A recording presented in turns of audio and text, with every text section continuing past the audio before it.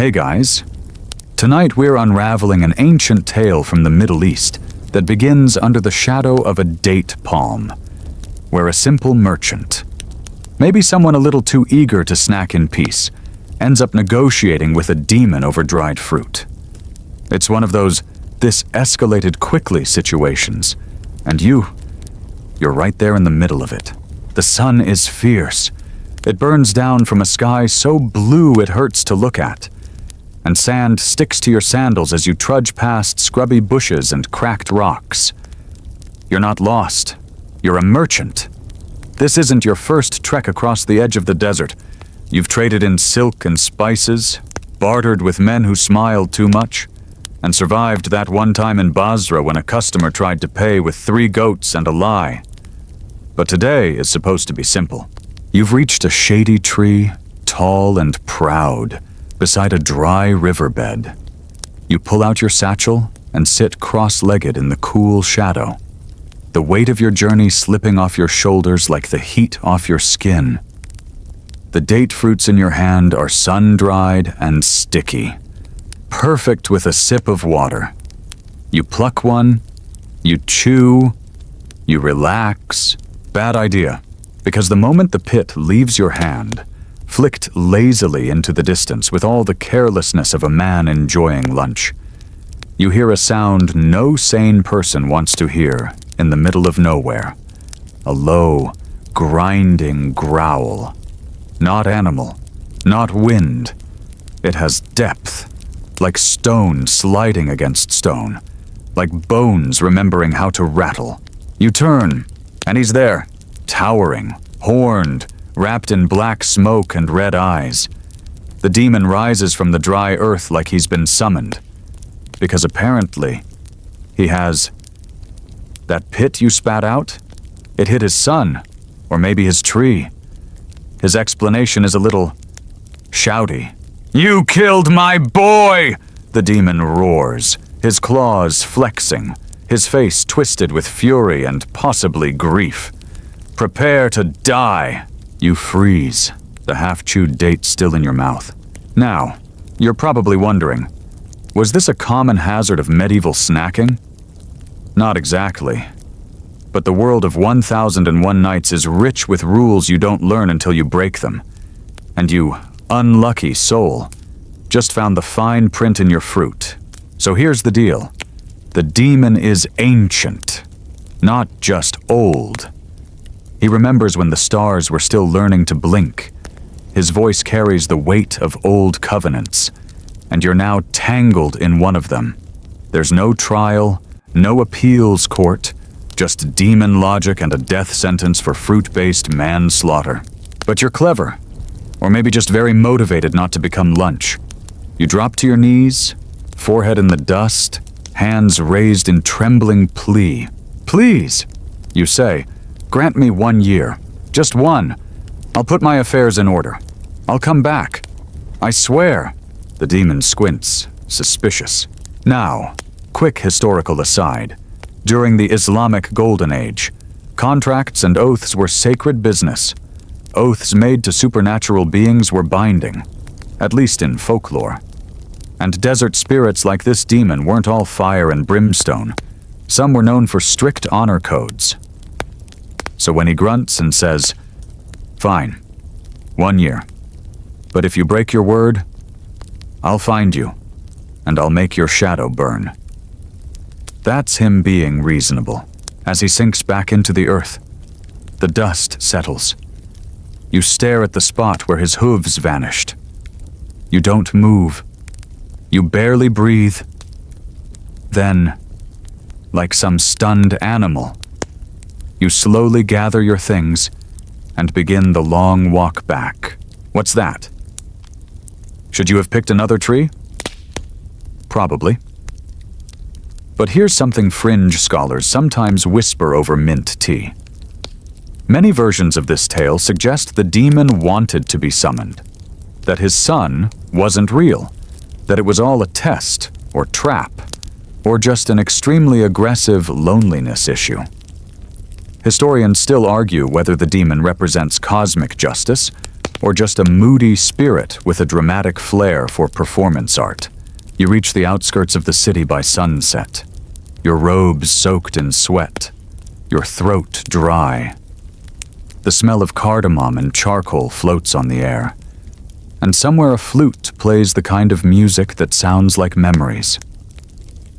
The city, of course, has no idea that one of its merchants is walking around with an appointment with death 12 moons from now. At home, your wife raises an eyebrow as you stumble in. "Bad day?" she asks. You nod. She doesn't press. She's seen that look before, usually after market day taxes or the time your camel ran off with the neighbor's olives. You eat dinner in silence. Your sons chatter about meaningless things, doves fighting on the roof, a man who claims he's married to a djinn, a new baker who sells air-puffed bread that tastes like envy and salt. You smile, nod, pretend, but inside, you're counting hours. You don't sleep. Not really. The image of those claws, those eyes, it's stitched behind your eyelids. Every blink is a reminder. Every rustle of wind outside sounds like him, coming early, and in a strange way. You start preparing. You start walking differently, slower, heavier. You watch the sky more. You notice things you've never noticed before. The way your younger son scrunches his nose when he lies. How your wife hides her best dates under the rice. How the house creaks at night, like it's whispering to itself. This is the beginning of your end. And yet, isn't that always the case?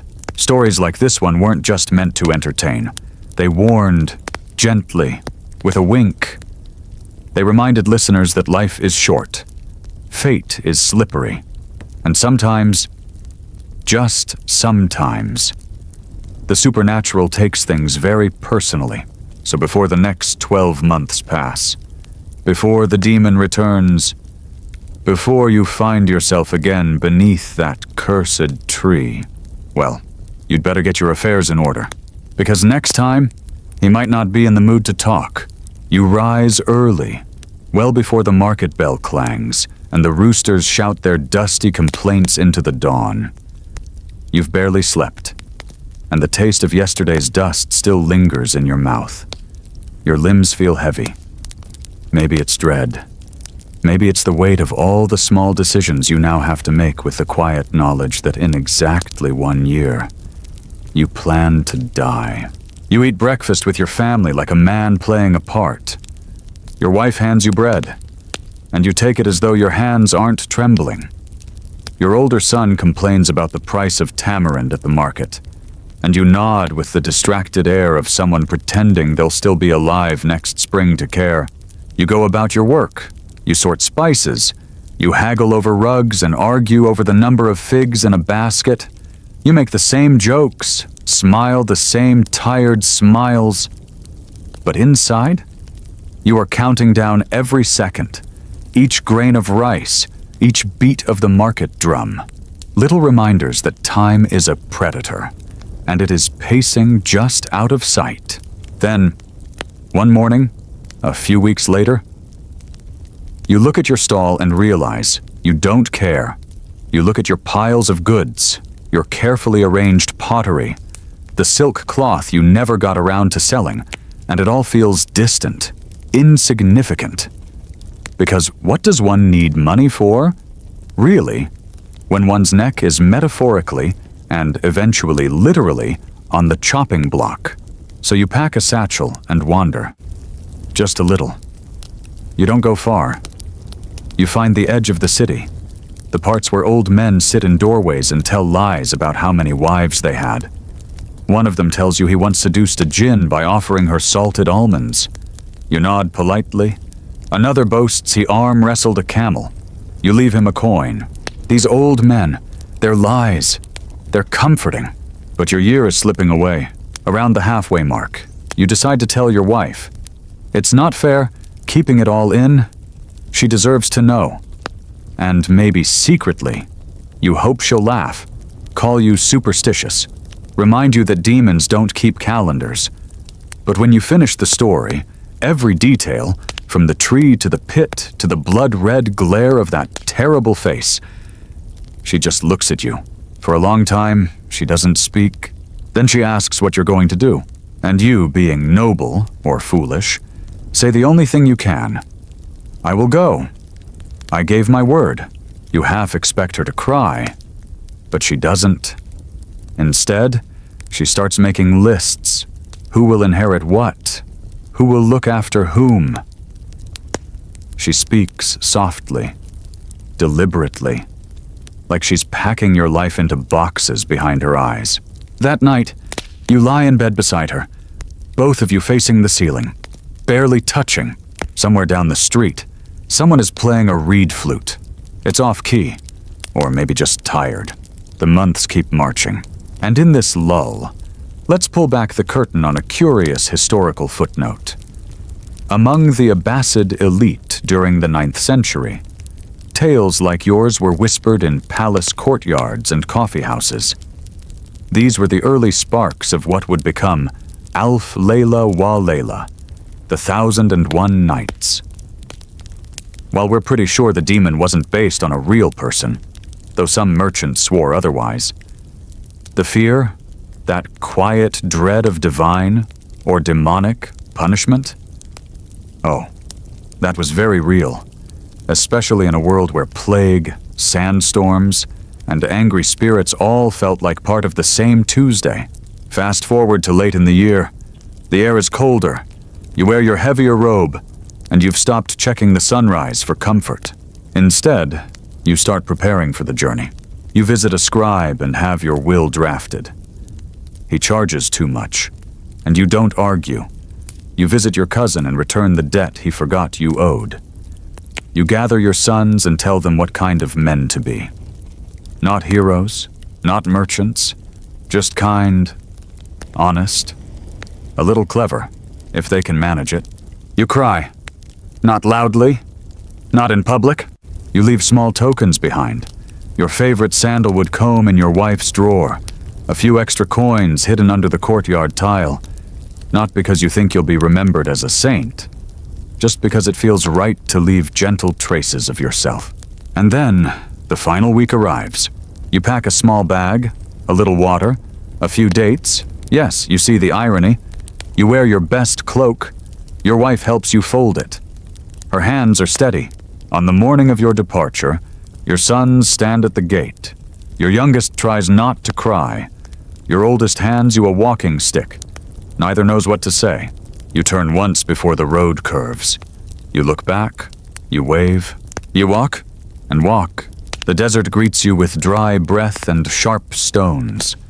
The wind tastes of old bones. You know the path. You remember the tree. The cursed tree. It appears on the horizon like a memory dragged from a nightmare. Just a crooked line in the heat haze, growing larger as you approach. When you arrive, the sun is directly above. The tree hasn't changed, but you have. You sit in the exact same spot, cross-legged, just like before.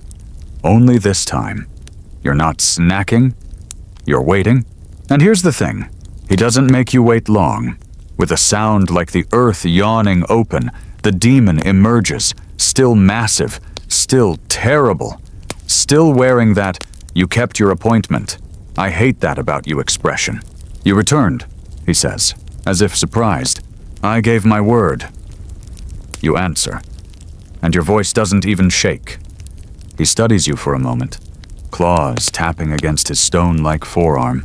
Then he opens his mouth, sharp teeth glinting, and you swear you hear him inhale like a chef about to critique a stew. But before he can speak, before he can do anything, there's a shuffle of hooves behind you. You turn. 3 men are approaching, each older than the last, each more peculiar than the one before. One has a deer on a rope. Another is followed by 2 leashed dogs. The third carries a bag that appears to be whispering, and you don't know it yet. But they're about to become your best and possibly last chance at staying alive. They arrive not like rescuers galloping into battle, but like travelers who have mistaken a cursed tree for a good spot to rest. Which, frankly, you find suspicious. Who chooses to sit next to a demon unless they have very specific hobbies or a dangerous amount of optimism? The first man steps forward.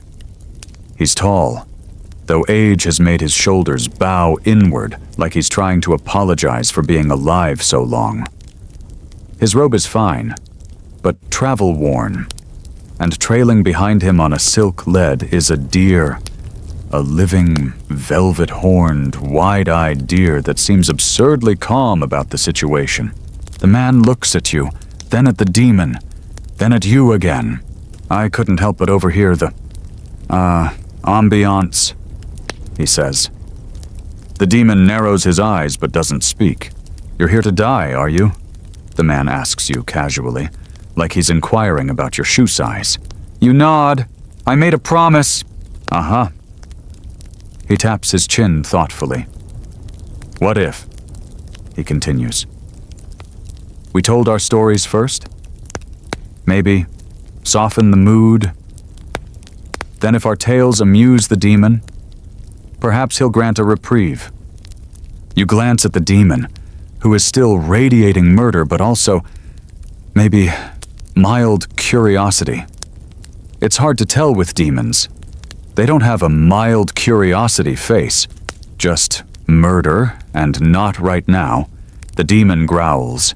I am not easily amused. The man bows.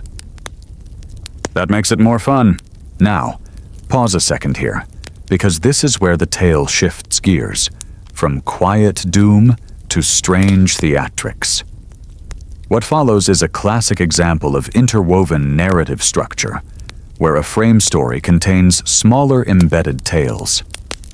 This format dates back to ancient Indian and Persian storytelling traditions, but the way it flourishes in 1001 Nights, with cliffhangers, plot twists, and nested fables, has mesmerized readers for centuries. And scholars still argue whether these tales had a single origin or evolved over time like folklore passing through a spice route, absorbing flavor as it traveled. Now back to the drama. The demon, with a snort that shakes sand loose from the tree's roots, gives a reluctant nod. You may speak, but only if it's worth my time. The first man inclines his head graciously, settles onto the sand with his deer beside him, and begins. I am no common traveler, he says. My name is lost to time, but what I carry with me is more precious than rubies, more cursed than a jinn's last wish. This deer, he gestures toward the creature, who is now gently nibbling a thorn bush, is no ordinary animal. She is my wife. You blink. The demon blinks. Even the deer blinks, he continues. I was once a merchant as well. Like you. I had 3 brothers, all greedy, all conniving, but it was I who married the most beautiful woman in our city. Or so I believed. She was charming, graceful, witty, and also, as it turns out, a powerful sorceress. He pauses dramatically. You're starting to suspect this man has told this story before. Possibly on stage. Years passed. We were childless, but happy. Or so I thought. I often traveled for trade. One day, I returned early from a trip and found something peculiar. He leans in. My wife was not alone in our home. She was speaking to another man. No, not a man. A slave she had taken as a lover. They were speaking in a language that melted the air. When I stepped forward, her eyes flashed like burning coal, and before I could say a word, she raised her hand and chanted something sharp. He takes a breath. When I woke, I was not myself. I was a dog. The demon arches one eyebrow. You, unsure how one wakes up as a dog, nod politely. For a year, I roamed the streets, mangy, muzzled, mistreated, until I wandered into the shop of a butcher's daughter who had the sight. She looked into my eyes and saw the man beneath. She lured me to her home and confronted her father, also a sorcerer, as luck would have it. You mutter, "Convenient." He hears you. "Very," he continues.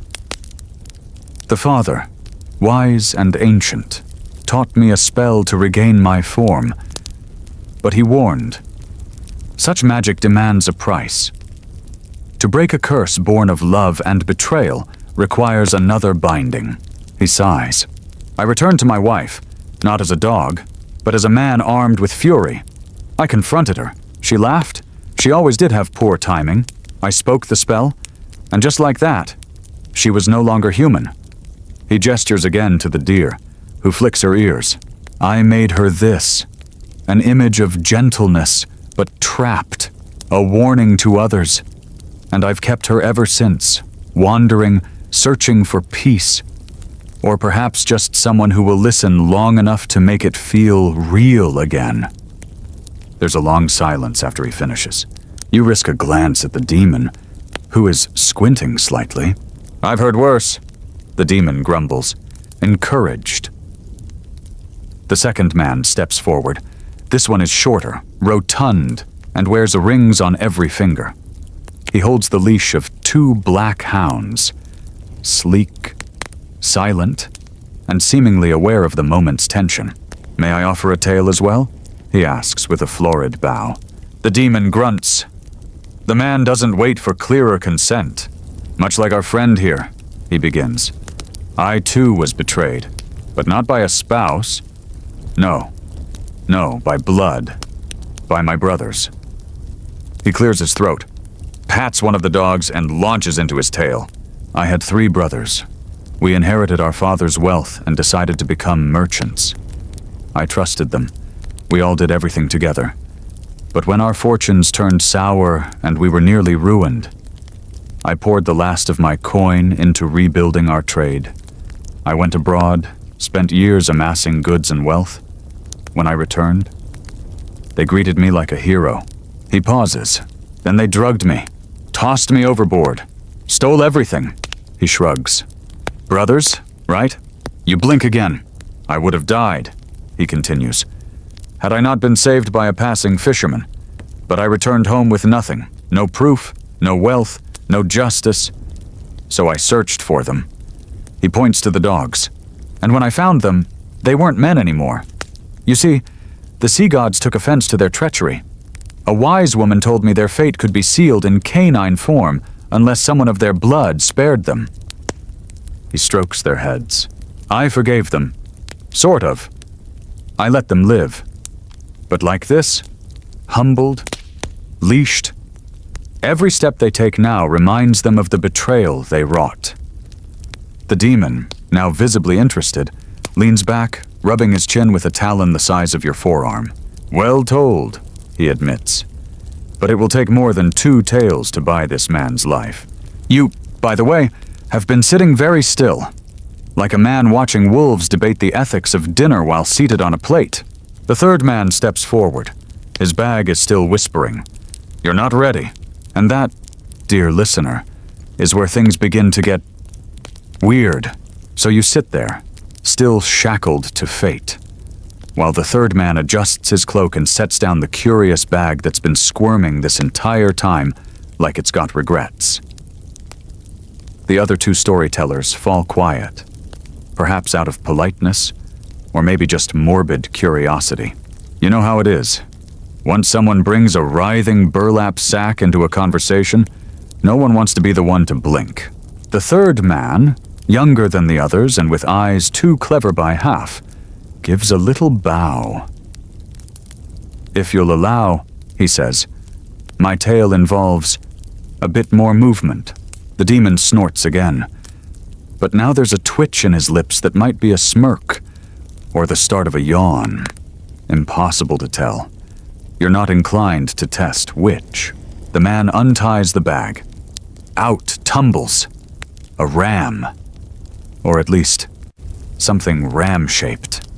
Its horns are curled like question marks. Its wool is singed in places, and its eyes are filled with loathing. "I am a sorcerer's apprentice." The man begins casually, brushing wool from his sleeves. "Or, I was long ago, I studied under a master of deep magic, the kind of magic that whispers back when you try to speak it. He was cruel, secretive, and almost certainly allergic to bathing. But he knew things. Dangerous, glorious things.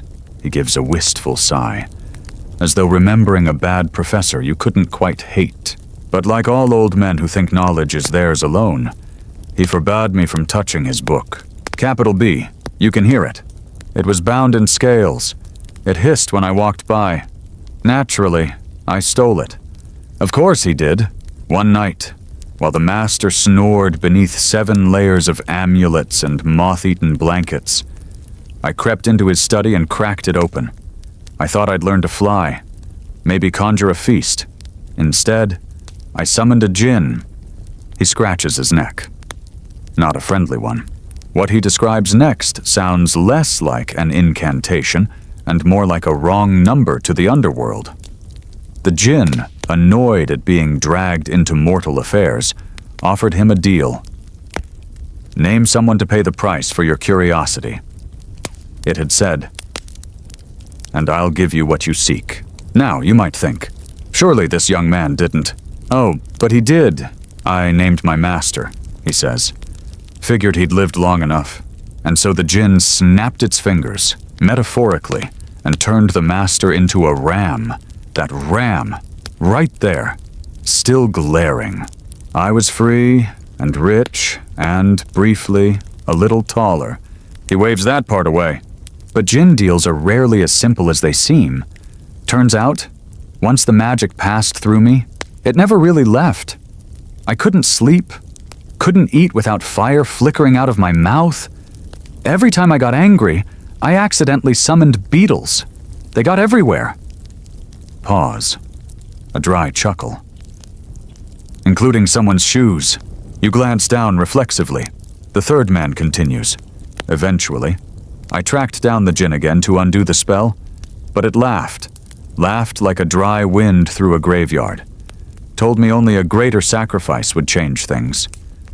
So now I wander, seeking someone who'll lift the curse, either from the ram or from me. He pats the ram on its singed head. The creature tries to bite him. Misses. I keep him around, the man adds with a shrug. Keeps me humble.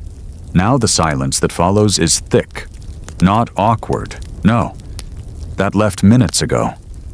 This is the silence of people digesting the fact that the world is deeply broken and also full of amateur magicians with poor impulse control. The demon, at long last, shifts. His voice rumbles like thunder rolled through gravel. 3 stories, 3 curses, 3 lives. You humans are always so messy. He turns to you. And what of your tale? He growls. You hesitate. There's something almost performative about this. Like he's enjoying the stories more than he wants to admit. Demon or not, he's hooked. And so, with that in mind, you draw a breath. I cast no spells. You say, loved no sorceresses, but I made a promise, and I kept it. The demon narrows his eyes. I left my family, my trade, my comfort. I returned to you, knowing I might die. Why? Because I believe in honor. The desert wind shifts. One of the black dogs whines. The deer flicks her ears, and the demon laughs. It's not pleasant. It sounds like bones falling down a well. Very well, he says. I grant each of these men 1/3 of your life. For each tale amused me, though I won't say which one amused me most. You may go, just like that. No puff of smoke, no dramatic spell. He simply vanishes, like a mirage that realizes it's been spotted. You sit there, slightly stunned, surrounded by 3 strange men, 2 dogs, a deer, and a resentful ram. Honestly, if this isn't the weirdest brunch you've ever had, your life has serious issues. The first man claps you on the shoulder. Glad we could be of help. The second offers you a coin. Buy yourself something strong. You've earned it. The third, he's wrestling his ram back into the sack. Come on, you menace. Don't make me summon the beetles again. Eventually, they each depart, vanishing into the dunes, their tails lingering in the air like incense smoke. And you return to your trade, your city, your quiet, now unburdened life. But the memory of the demon, and the men, and those tangled webs of betrayal and magic and misplaced trust, that never really fades. Which brings us back to Shahrazad, because while the merchant survives, it's the story that lives longer. Tales like these, nested within each other like those intricate wooden boxes your grandmother probably forbade you from opening, are the true magic. They reflect the cultures that birthed them, shifting with the tellers, evolving through the centuries. Historians still argue whether the original merchant and the demon came from Persian, Indian, or Arabic roots, or whether it was merely a traveler's tale caught in the ever-changing winds of the Silk Road. But you're just trying to sleep through it. Good luck with that. The candlelight flickers over Shahrazad's face as she leans just a little closer to the king. She knows she has him. His breathing has slowed. One hand rests still against the carved arm of his bed. He's not gripping anything. No dagger, no angry retort. Not yet. That's victory enough for now. So she slips smoothly into her next tale, like dipping your foot into water that's just the right temperature. Inviting. A little mysterious. Maybe hiding a squid. You see, she says. And you lean in too. Because, let's be honest, you're not entirely sure how she's going to top the last story either. This next one concerns another merchant. They seem to run into demons with alarming frequency, don't they? You snort softly. But you're listening. You're always listening. Because there's something about this voice, this soft thread of mystery wrapped around humor and threat, that refuses to let you go. This merchant is richer, slicker, less honorable. He deals not in goods, but in debts. Gold moves through his fingers like sand, but he never gets his own hands dirty. That's what servants are for. Or fools. One day, he loans a large sum of money to a man down on his luck. The kind of man with too many mouths to feed, and not enough coin to silence their hunger. And in the way of desperate men, he promises everything he has, including, foolishly, his future. The merchant writes it all down. Every word, every vow. He uses ink that glows faintly in moonlight. It's not magical, strictly speaking, but it's unnerving, and that's good for business. Now, you may ask, what happens when a poor man inevitably fails to repay? Well, the merchant collects. He doesn't send thugs. He doesn't make threats. He simply waits. Because he has something the others don't, he has a lamp. Not that lamp. Though you're forgiven for thinking of blue smoke and golden bracelets. No. This one is brass. Unpolished. Dinged from centuries of use. And inside it lives. Something. Something old. Something patient. Historians still argue whether this version of the story borrows from Babylonian demonology or ancient Greek fables about summoned spirits bound to objects. Whatever the case, the being in the lamp isn't what you'd call benevolent. The merchant doesn't rub the lamp with flair. There's no dramatic flourish, just a slow, deliberate polish, like he's cleaning a wine glass at an expensive dinner party. And then, the being appears. Its voice is soft and dry, like paper folding itself. What do you require? Collection, the merchant says, without looking up. The being nods. Or you assume it does. You're not sure it has a head. It disappears. By morning. The debtor's house is empty, not destroyed, just missing. Like it was never there. Even the ground underneath is smooth. Clean. Like new sand poured to cover a grave. People whisper. Of course. They always do. Some say the merchant made a deal with a god of the wind. Others insist he is a god himself, just one that prefers accounting. The merchant thrives. Until, of course, he makes a mistake. Because they always do. He loans a sum, smaller than usual, to a woman who sells spices in the market. Her booth smells like everything at once. Cinnamon and cardamom, sweat and turmeric, maybe just a hint of crushed hopes. She's clever, quiet, and she always gives the exact change. He sees her struggling, offers her a deal that seems almost too generous. "Take the gold," he says. "Pay it back in 3 months, no interest." She hesitates. That alone marks her as different. Most people don't hesitate when offered gold, but she takes it. 3 months later, she does not return. He sends a note. No reply. Another week, another note, nothing. So he polishes the lamp. The being appears, patient, as always. "Collection," says the merchant. The being nods. But this time, it doesn't return. Not in a day, not in a week. Instead, strange things begin to happen. The merchant's gold tarnishes. His ledgers blur, numbers melting like wax.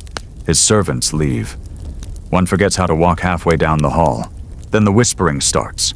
It begins at the edge of the city. Just murmurs. But the wind carries them, twisting through alleys and into the merchant's ear as he tries to sleep. They say the woman wasn't just a spice seller. They say she was something older, something beneath. Some claim she was a lost goddess in disguise. Others insist she was a priestess of a long-buried temple, once fed by sacrifices and salt. But no one can agree. Historians still argue whether this tale reflects a real regional cult of spice goddesses, or simply the moral lesson of not crossing women who know what cumin does to men's blood. You get the feeling the truth is both less and more strange. Eventually, the merchant leaves his home. He tries to run, but the wind follows. The lamp, his lamp, won't stop whispering. And worst of all, the being no longer obeys. Instead, it watches. He ends up far from his city, thin, mumbling to himself, the lamp now bound to him like a tumor. He carries it everywhere, tries to bury it. It always returns. They say he wanders the desert still. Some travelers claim to hear a voice carried on sandstorms, muttering numbers, currencies, apologies. Shahrazad's voice softens. "And that," she says, "is the end of the merchant who loaned without caution and summoned what he could not command." The king blinks. You do too, because once again, she's done it. Wrapped terror in silk, coated dread with cinnamon. A tale that somehow blends financial literacy, ancient spirits, and spicy vengeance into one late-night fever dream. Somewhere in the back of your mind, you imagine a high school econ teacher trying to explain this as a parable on predatory lending. Good luck with that. But you can't help it. You want more, and the king does too, because he doesn't call for her to stop. He doesn't reach for his blade. He just leans back, the fire crackling low now, casting shadows across the wall like twisting runes. Shahrazad adjusts her scarf. Her eyes gleam in the gloom. You know she's already got the next one queued. And you? You're not going anywhere. The night deepens, and the desert chill creeps through the cracks of the palace windows, sneaking beneath your cloak like a curious cat. You find yourself leaning closer, the warm flicker of the hearth playing shadows over Shahrazad's face as she begins her next story. No pause, no break, like a river flowing over ancient stones, relentless and steady. This tale, she murmurs, voice low and smooth as silk, is about a merchant who was not just a man of wealth, but a man of secrets. And like many secrets, it came with a price. You picture him, a tall figure, garbed in flowing robes dyed the color of desert dusk, eyes sharp and calculating. He trades not only in goods but in information, whispers, rumors, hidden truths that could topple kings or save a city from ruin. His caravan snakes across the dunes, laden with spices, silks, and scrolls bound in leather. The merchant's reputation is whispered in every market from Cairo to Baghdad. But few know the truth behind his success. For you see, he possesses a curious talisman, an obsidian mirror, dark as a starless night, said to reveal not reflections, but the hidden desires of those who gaze upon it. Historians still argue whether such mirrors were actual artifacts of the medieval Islamic world or later inventions fueled by the blend of Persian mysticism and Arab folklore. What is certain is that the idea of mirrors reflecting one's true self, or secrets, was a common motif in stories across many cultures. Our merchant uses the mirror to peer into the souls of those he meets, gauging their fears and hopes, crafting his deals with surgical precision. But power of this kind breeds enemies. One evening, as he rests in a caravanserai, a stranger cloaked in midnight blue approaches him. The air thickens, the scent of jasmine and something metallic, like blood under copper. The stranger offers a deal, a secret more valuable than any treasure in the merchant's caravan, in exchange for a single night's watch over the obsidian mirror. The merchant, ever shrewd, hesitates. This stranger's eyes hold stories older than the stars. But greed, or perhaps curiosity, wins. He agrees. That night, while the merchant sleeps, the stranger disappears with the mirror, leaving behind only a chilling note. Secrets have shadows. The merchant awakens to find his caravan and wealth untouched, but the mirror and the trust he placed in the mysterious watcher, gone. Days pass, and strange occurrences begin.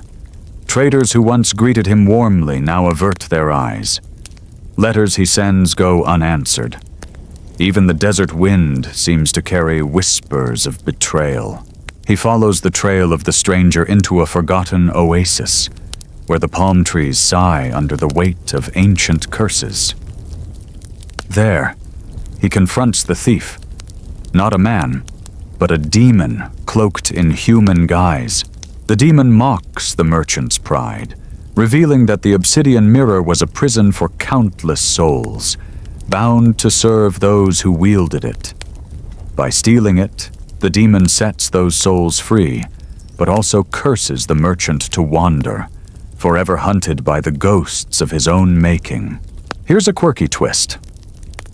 Some legends say that the obsidian mirror wasn't just a mystical device, but possibly an early form of a magic mirror, or seeing glass, which some medieval alchemists believed could be crafted from volcanic glass with enchanted properties. Others suggest it was purely metaphorical, a reflection on the dangers of knowing too much. Historians still argue whether this tale reflects an actual trade secret among medieval merchants or simply serves as a cautionary tale about trust and greed. The merchant, broken and burdened, returns to the city, his eyes hollow but wiser. He sells his goods quietly, avoids the markets, and never again speaks of the obsidian mirror. Shahrazad's voice softens as she draws the tale to a close, and the flickering firelight seems to pulse in time with her words. And so, she whispers, the greatest treasure is often not gold or silk, but the wisdom to know which secrets are best left buried. You exhale slowly, the story settling around you like a comforting cloak. You're reminded that every tale, no matter how magical or terrifying, carries a lesson shaped by the hands of time. Outside, the night hums with life, the soft rustle of palms, the distant call of an owl, the steady heartbeat of a world that keeps turning. And inside, you wait for the next story, for the next breath of ancient magic, for the next whisper of a demon's promise. You settle deeper into the cushions, the faint scent of sandalwood drifting lazily in the air as Shahrazad's voice unfurls the next chapter without hesitation. This time, her story takes you beyond the sun-baked dunes and bustling bazaars to a moonlit garden hidden behind thick walls where the scent of blooming jasmine clings to the night. Here lives another merchant, one whose fortunes are bound not by gold, but by fate. He is a man of habits and rituals, one who swears by the stars and reads fortunes in the ripples of water. His most prized possession is a small brass box, intricately carved with swirling patterns and sealed with a delicate lock. Within it lies a secret so dangerous that even the fiercest demons would think twice before crossing him. The story begins one evening when, amid the hum of crickets and the distant call of night birds, the merchant's wife falls gravely ill. No doctor, herb, or prayer can ease her suffering. Desperation leads the merchant to seek help beyond mortal means. He ventures deep into the city's labyrinthine alleyways, seeking the advice of a soothsayer known only as the Lady of the Veil, a mysterious figure wrapped in stories and smoke. She tells him of a demon bound beneath the old city, trapped in eternal servitude, who can grant healing in exchange for a favor yet unnamed. Historians still argue whether such tales arose from real practices involving binding spirits through ritualistic contracts, or if they merely served as moral warnings about dealing with forces beyond human control. The merchant, driven by love and fear, descends into the shadows beneath the city, lantern in hand, guided only by the whispers of the night. There, he confronts the demon, an imposing figure with eyes like molten silver, its form shifting like smoke. A pact is struck. The merchant's wife will be healed. But in return, he must deliver a message to a rival trader, a secret that could ignite a feud lasting generations. The tale weaves through the consequences of this bargain. The merchant's wife recovers, her laughter like wind chimes in spring. But the secret he carries poisons his soul. The rival's downfall sets off ripples of violence and betrayal, a chain of events no one could foresee. You realize that the story is more than a simple bargain. It's a meditation on the costs of desperate decisions and the shadows that linger long after the debts are paid. Here's a quirky tidbit. Some scholars link such stories to early medieval trade rivalries and the real risks merchants faced, where information could be as deadly as a dagger. Others see echoes of Sufi allegories on the nature of temptation and sacrifice. As the tale winds down, Shahrazad's voice lowers, almost a whisper, and you feel the weight of the lesson settling in. And sometimes, she says softly, the true demon is the price we pay in silence. You exhale, the night stretching before you, full of mysteries yet to unfold. The warm glow of the fire seems to dim, and the soft crackle of the embers echoes in the quiet room as Shahrazad begins again, without pause, her voice threading effortlessly into your thoughts. This time, the story turns toward a merchant unlike any other, a man whose fortune is entwined not with silver or spices, but with knowledge. In the ancient city of Basra, where the river waters gleam under the moonlight and the call to prayer drifts softly across the rooftops. This merchant deals in books and scrolls. He collects secrets inked on parchment, trading them in dimly lit shops with dusty shelves. But his greatest treasure is a single manuscript said to contain the whispers of jinn, the supernatural beings believed to inhabit the desert winds and shadows. The manuscript is old, brittle, written in a script that only the most learned can decipher, and it promises power and protection to whoever holds it. Historians still argue whether such manuscripts ever truly existed, or were allegorical inventions symbolizing forbidden knowledge. One evening, the merchant is approached by a scholar whose eyes gleam with feverish ambition. The scholar offers a rare artifact in exchange for the manuscript, a crystal vial rumored to contain the essence of a trapped jinn.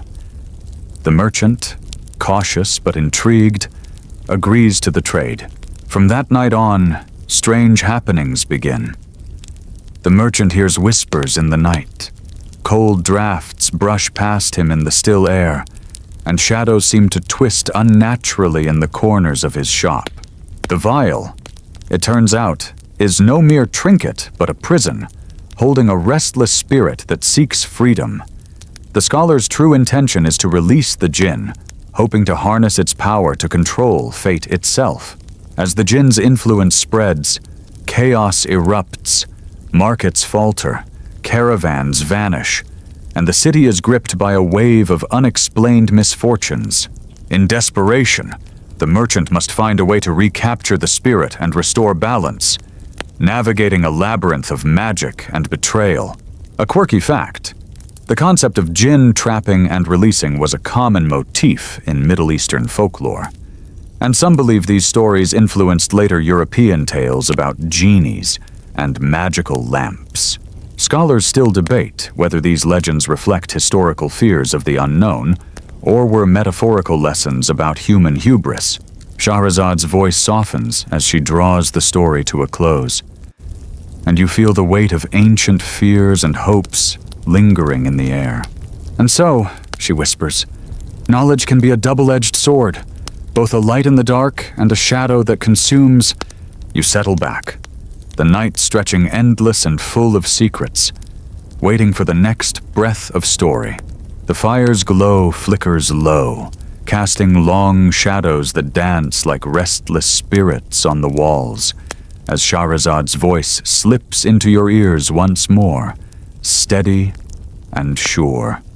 The story now takes you to the bustling port city of Alexandria, where salt-laden breezes mingle with the scent of fresh fish and exotic spices. You find yourself walking alongside a merchant whose wealth is measured not just in coins, but in the trust he commands. He trades in rare goods, precious gems, fragrant incense, and intricately woven textiles that are prized across continents. But more valuable than his goods is a peculiar contract he carries, sealed with crimson wax and rumored to bind a demon to his service. This contract, you learn, is no ordinary piece of parchment. It is said to be enchanted with ancient words of power, written in a language lost to time, capable of commanding supernatural forces.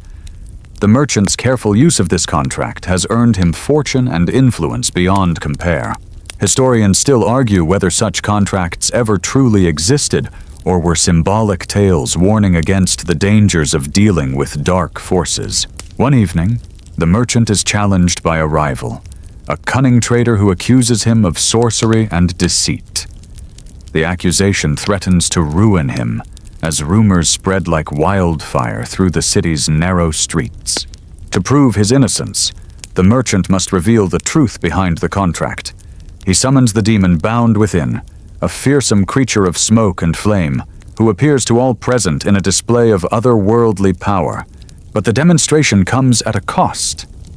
The demon, bound but not broken, whispers a warning: true power is a fragile thing, and those who wield it must be prepared to pay the price. A quirky tidbit: the idea of demon contracts appears in many cultures, often linked to the concept of a Faustian bargain, selling one's soul for power or knowledge. Some medieval Islamic texts mention jinn servitude, but emphasize strict moral codes surrounding such dealings.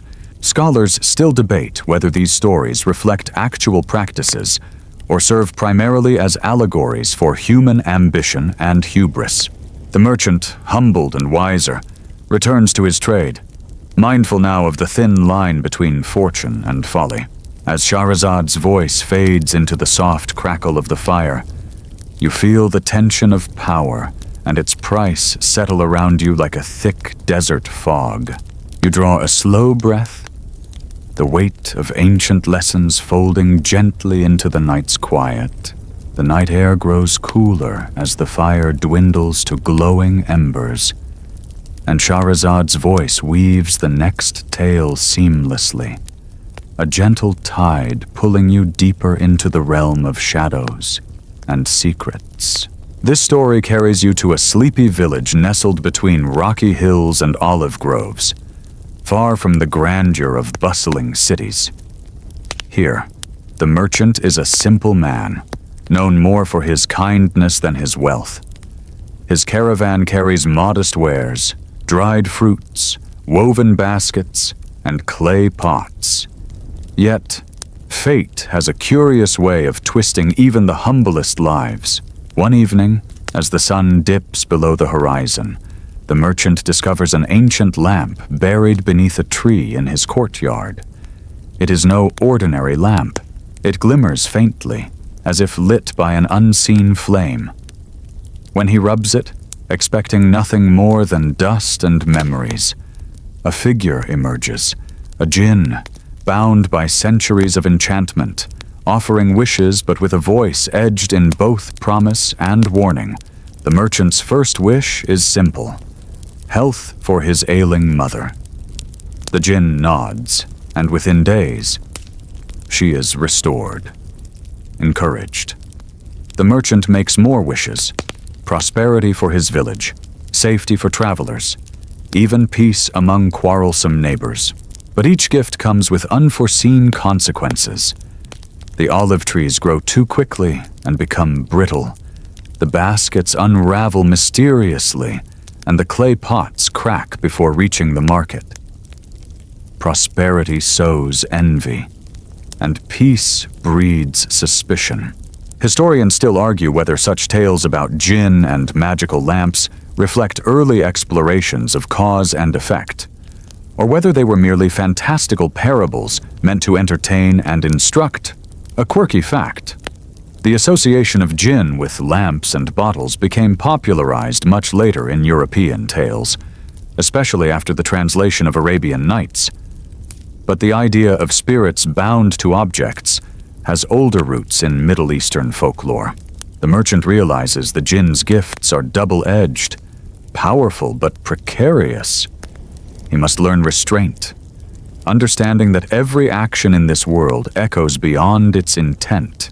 He decides to release the jinn back into the lamp, sealing it beneath the tree once more, a silent guardian of balance and mystery.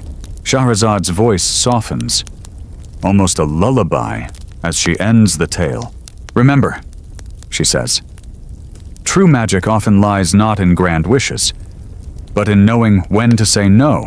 You close your eyes briefly, the story's lesson weaving through your thoughts like the gentle night breeze. Outside, the stars blink quietly, indifferent yet watchful. The night deepens, and the room grows cooler as you settle further into the soft embrace of your resting place. Shahrazad's voice continues, smooth and inviting, pulling you once more into the unfolding tapestry of stories. This time, the story takes a twist toward the sea, where the merchant is a captain commanding a ship laden with treasures from distant lands, silks from India, spices from the east, and rare gems from the mountains. The ship rocks gently on calm waters under a sky dusted with stars. One stormy night, the vessel is caught in a tempest unlike any other. Lightning cracks the sky, waves tower like mountains, and the crew prays for deliverance. Amid the chaos, the merchant hears a mysterious call, a deep, resonant voice that seems to rise from the depths. He follows the sound to the hold, where an old chest sits untouched, its wood dark and carved with unfamiliar symbols. Inside, he finds an ancient amulet said to be forged by a demon of the sea, capable of calming storms but at a terrible cost. The merchant must decide whether to use the amulet to save his ship and crew, knowing that such power is rarely without consequence. Historians still argue whether these maritime legends arose from real seafaring superstitions or were crafted to explain the unpredictable and dangerous nature of ancient sea voyages. With a trembling hand, the merchant invokes the amulet's power. The storm quiets, the sea smooths, and the crew breathes a collective sigh of relief. But the merchant soon notices a shadow following him, a presence that haunts the ship's decks and whispers of debts owed. The tale weaves through themes of sacrifice, trust, and the thin line between salvation and doom. A quirky tidbit. Ancient sailors often carried talismans or amulets to protect against sea demons. Some believed that such objects could actually attract danger if not handled properly. Scholars still debate whether these practices were rooted in superstition or early forms of psychological comfort during perilous voyages. Shahrazad's voice lowers as the ship sails onward into the night, the mysterious presence lingering like a secret melody in the wind. You breathe out slowly, the rhythm of waves and stories blending softly in your mind. The room is quiet, save for the gentle crackle of the dying fire, and Shahrazad's voice flowing into your ears like a calm river, carrying you deeper into the night's mysterious embrace. This story shifts back to the bustling heart of a desert city, where the merchant's latest venture involves not gold or jewels, but a rare and fragile artifact. A mirror said to reflect not just your face, but your true soul. The mirror is framed with delicate silver filigree, catching the dim candlelight and throwing intricate shadows across the walls. Legends whisper that the mirror once belonged to a powerful sorcerer who used it to peer into futures and secrets hidden from mortal eyes. The merchant acquires it through a tangled deal involving a shadowy figure cloaked in whispers and silk. Historians still argue whether mirrors were ever truly believed to hold supernatural powers in Middle Eastern folklore, or if such stories were symbolic reflections on human vanity and truth. As the merchant gazes into the mirror, he sees visions of himself not just as he is, but as he could be, with all his ambitions, fears, and regrets laid bare. The mirror's power unsettles him, revealing hidden desires and unspoken truths. Soon, strange things begin to happen. Reflections in the mirror move independently, sometimes smiling when the merchant does not. At night, the mirror seems to hum softly, and shadows gather near its surface. A quirky tidbit. In some Middle Eastern tales, mirrors were thought to be portals or prisons for spirits, and breaking a mirror was believed to release trapped souls or bring bad luck. The merchant must wrestle with the mirror's influence, learning that some truths are easier left unseen. In the end, he decides to conceal the mirror, wrapping it in cloth and locking it away, a reminder of the fragile boundary between knowledge and madness. Scholars still debate whether such tales were cautionary or allegorical, cautioning against the dangers of self-obsession. Shahrazad's voice fades into a soft murmur as the story closes, leaving you with the lingering question: what would you see if you looked into such a mirror? You exhale quietly, the night wrapping around you like a velvet cloak. The embers glow faintly now, their warmth mellowing as Shahrazad's voice guides you softly onward, like a gentle breeze brushing across desert sands. The tale leads you next to a caravan traveling through an endless stretch of desert under a blazing sun, where the merchant is accompanied not only by camels laden with goods, but by a mysterious companion, a silent figure clad in flowing robes and a mask of silver.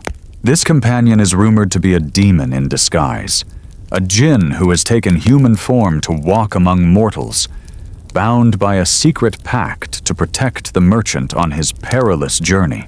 Historians still argue whether stories of demons traveling disguised as humans were metaphors for strangers and strangers' dangers, or literal beliefs held by medieval desert communities. As the caravan presses forward, they face brutal sandstorms, bandits, and the ever-present threat of dehydration. The jinn's protection proves invaluable, warding off unseen dangers with subtle magic, winds shifting to clear paths, mirages leading the way, and shadows that move to confuse attackers. Yet the jinn's presence is unsettling. At night, when campfires flicker low, the masked figure vanishes, only to reappear miles away as if slipping through time itself. A quirky tidbit. The idea of jinn forming pacts with humans appears in many Middle Eastern tales, sometimes portrayed as tricksters or protectors, depending on the story. Scholars still debate whether these tales served as warnings to travelers or as imaginative explorations of the unknown in harsh landscapes. As the caravan reaches an oasis, the merchant must decide whether to keep the jinn bound or set it free, knowing that freedom for one may bring peril for another. Shahrazad's voice softens to a whisper, the story hanging in the balance as the night deepens around you. You feel the desert's vastness stretching endlessly in your mind's eye, the jinn's silent watch lingering like a shadow at twilight. The room grows hushed, the faint scent of sandalwood from a nearby incense burner mixing with the cool night air, as Shahrazad's voice drifts in once more, wrapping you gently in the next chapter. This time, the story brings you to a marketplace alive with the sounds of bartering voices, clinking coins, and the occasional braying of donkeys. The merchant, now seasoned from many journeys, finds himself in possession of a peculiar artifact, a small, intricately carved box made of ebony and inlaid with mother-of-pearl. It is said this box was crafted by a forgotten tribe, imbued with protective charms to guard whatever is placed inside from theft or harm. But the merchant soon learns that the box holds more than just security. It seems to possess a will of its own. Historians still argue whether such protective talismans were commonplace in medieval Middle Eastern trade, or if tales like this served to explain sudden losses and strange coincidences in bustling markets. When the merchant places precious jewels inside, the box's lid snaps shut with surprising force, sometimes refusing to open until the owner speaks a secret password. It becomes a source of fascination and frustration in equal measure. A quirky tidbit. In some Middle Eastern folklore, objects like boxes or chests were believed to be enchanted by jinn to safeguard treasures, sometimes punishing greedy or careless owners. Scholars still debate whether these stories were cautionary myths to promote honesty among traders or reflections of mystical beliefs. One night, when thieves attempt to steal from the merchant's caravan, the box springs to life, locking tightly and emitting a low hum that frightens the would-be robbers away. The merchant begins to realize that the true power lies not in the object itself, but in the respect and care with which one treats one's possessions and secrets. Shahrazad's voice fades like a gentle breeze, and you feel the market's vibrant energy slowly settle into the calm of night. You sigh softly, the box's mysterious hum echoing faintly in your imagination. The shadows lengthen and the warmth of the night enfolds you as Shahrazad's voice weaves onward, soft and unhurried, inviting you deeper into the mysteries of the merchant's journey. The tale now drifts to a grand palace illuminated by hundreds of lanterns, their flickering light reflecting off polished marble floors and ornate tapestries. Here, the merchant is summoned to the court of a powerful sultan, whose reputation for wisdom is matched only by his love of riddles and puzzles. The sultan presents the merchant with a challenge to solve a riddle that has baffled his advisors for years. The prize is a rare gemstone said to contain the captured light of the full moon, a treasure coveted by kings and sorcerers alike. Historians still argue whether such royal contests were common historical practice or literary devices to showcase wit and wisdom in storytelling traditions. The merchant listens carefully as the Sultan recites the riddle, a poetic enigma full of metaphor and hidden meaning, about a creature that walks on 4 legs at dawn, 2 at midday, and 3 at dusk. The merchant reflects on the riddle, knowing it tests not just intelligence but perspective. He recalls tales from his travels, of sphinxes guarding secrets and sages teaching patience. A quirky tidbit: the riddle of the Sphinx is famously Greek, but echoes themes found in Arabian Nights, where puzzles often symbolize life's stages and human transformation. Scholars still debate the origins of this riddle and its influence across cultures, pointing to shared storytelling heritage around the Mediterranean. Finally, the merchant answers correctly, earning the Sultan's respect and the glowing gemstone. But the prize carries a quiet lesson. Sometimes, the greatest wisdom lies in understanding the cycles of life, not just the answer itself. Shahrazad's voice softens as the lanterns flicker, and you feel the timeless dance of light and shadow settle around you. You breathe out slowly, the riddle's meaning swirling gently in your thoughts like a lullaby. The night's hush deepens, and Shahrazad's voice flows softly, as if the very walls have melted away, leaving only you and the story's gentle pulse. Now, the merchant finds himself in a hidden garden, lush with fragrant jasmine and roses, tucked behind a city's crumbling walls. This secret place is tended by a mysterious gardener, an old man rumored to have been a sorcerer in his youth, whose plants bloom with an otherworldly glow. Among the garden's wonders is a tree said to bear fruit, granting visions of the future, each bite a glimpse into what might be or might never come to pass. The merchant is drawn to this fruit, hungry for knowledge, but warned that the future is a fragile thing, easily shattered. Historians still argue whether such prophetic plants were part of actual ancient botanical lore or poetic metaphors for human curiosity and fate. The merchant tastes the fruit and experiences a flood of visions, paths winding through deserts, cities rising and falling, faces he does not recognize yet feels connected to. But with each vision, a creeping unease settles over him. The future is not fixed. Every choice he makes seems to ripple outward, changing the shapes of things to come.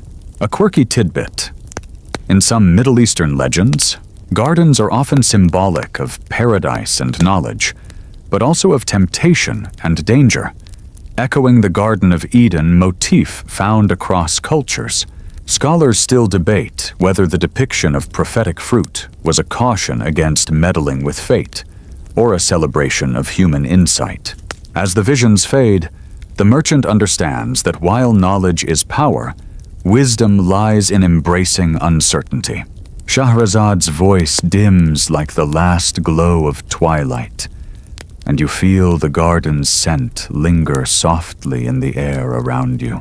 You exhale, letting the delicate balance between fate and free will settle gently in your mind. The night deepens into a velvety quiet, and Shahrazad's voice continues to unfurl the tale, smooth and soothing like silk brushing against skin. The merchant now journeys to a vast bazaar filled with rare spices, perfumes, and fabrics that seem to shimmer with magic under the warm glow of hanging lanterns. Here, he encounters a storyteller who offers him a strange, ancient book said to contain the true names of powerful spirits. In many cultures, knowing a spirit's true name grants control or protection over it, a belief that threads through Arabian Nights and beyond. Historians still argue whether this motif reflects real magical practices or is a literary symbol for knowledge and power. The book is heavy, its pages yellowed and inscribed with intricate calligraphy that seems to shift and change when you're not looking. The merchant learns that the names within are keys. Keys to unlocking doors to hidden realms, or binding forces that walk unseen. A quirky tidbit. In Middle Eastern folklore, true names were often considered sacred, and revealing them could leave one vulnerable to magic or mischief. As the merchant studies the book, he realizes that power is a delicate balance, and wielding it requires humility and respect. The storyteller warns that such knowledge is both a blessing and a burden. Misuse can unleash chaos. Scholars still debate whether the emphasis on true names in these stories reflects ancient religious beliefs or a metaphor for understanding the essence of things. As you listen, the air around you seems to shimmer, and the boundary between the mundane and magical feels thinner than ever. You let out a slow breath, the weight of hidden knowledge settling softly, like dust on old parchment. The room grows cooler as the night deepens, and Shahrazad's voice continues to guide you through the ever-unfolding tapestry of tales. Gentle as the breeze whispering through date palms. This time, the story returns to the merchant himself, who now faces a moment of reckoning, a final meeting with the demon that has haunted his fortunes. The air thickens as he steps into a shadowed chamber, lit only by flickering candles whose flames dance like restless spirits. The demon waits, not with fury, but with a strange calm, offering the merchant a choice: to pay his debt in full or to barter with stories, the tales of his travels, adventures, and lessons learned. Historians still argue whether the demon figure in these tales is a literal supernatural being or a metaphor for fate's inescapable debts. The merchant begins to speak, recounting his journeys, the people he met, the mysteries he uncovered. Each story is a thread weaving a tapestry of humanity, hope, fear, courage, and folly. A quirky tidbit. In some versions of the tale, storytelling itself is a form of magic, a way to outwit death or evil by capturing it in words. As he tells his stories, the demon listens, intrigued and moved, and the merchant realizes that stories hold power, not just to entertain, but to transform and redeem. Scholars still debate whether the framing device of story exchange reflects oral tradition practices or deeper philosophical ideas about life and death. The chamber fills with a soft glow as the demon nods, releasing the merchant from his debt. Their bond transformed from one of fear to mutual respect. Shahrazad's voice softens, the story's tension melting away like dawn's first light. You exhale slowly, the power of stories settling warmly in your chest like a hearth's gentle fire. The room feels even quieter now, the night's stillness wrapping around you like a soft, warm blanket as Shahrazad's voice gently unfolds the next part of the tale. The merchant, freshly freed from his pact with the demon, returns to his homeland. But the journey back is not without trials. He finds himself reflecting on the strange twists of fate and fortune that have shaped his path. A path marked by peril, wonder, and unexpected wisdom. Historians still argue whether the merchant's journeys reflect actual trade routes and cultural exchanges of the medieval Islamic world, or serve more as allegories for the human experience. Along the way, the merchant encounters travelers from distant lands, sharing stories and goods, silks from China, spices from India, and stories that travel faster than caravans ever could. A quirky tidbit. Medieval Middle Eastern marketplaces were often melting pots of cultures, languages, and ideas, sometimes more diverse and interconnected than modern cities. The merchant's reflections deepen as he contemplates how stories themselves are a kind of currency, exchanged and treasured across cultures. He realizes that the true wealth lies not in gold or jewels, but in the connections forged between people, the wisdom passed from one generation to the next. Scholars still debate how much the Arabian Nights tales reflect real history versus being products of rich storytelling traditions blending many cultures. Shahrazad's voice drifts to a soothing close as you feel the merchant's homecoming settle like the calm after a storm. You breathe out gently, the thought of journeys completed and stories shared wrapping around you like a familiar, comforting quilt. The soft night air hums gently around you, carrying the subtle scent of old parchment and distant spices as Shahrazad's voice draws you further into the merchant's closing journey. Now, the merchant returns to the bustling city where his story began, a city alive with the mingled aromas of fresh bread, jasmine, and the distant bray of camels. The streets are crowded, but to the merchant, everything feels subtly changed, as if the city itself has grown richer through his travels. Historians still argue whether cities described in these tales correspond to real historical places like Baghdad, or are more symbolic centers of learning and culture. As he walks through familiar bazaars, the merchant notices faces, friends, rivals, and strangers, each carrying their own stories, lives intertwined in the vast tapestry of the city. A quirky tidbit: medieval Islamic cities often featured souks, or marketplaces that were as much about social gathering as commerce, with coffee houses doubling as hubs for storytelling and debate. The merchant reflects on how stories connect people, weaving bonds across social and cultural divides, much like the tales Shahrazad herself tells each night to bridge life and death. He feels a quiet gratitude for the journey, the lessons learned, and the stories shared. Not just his own, but those passed on through generations.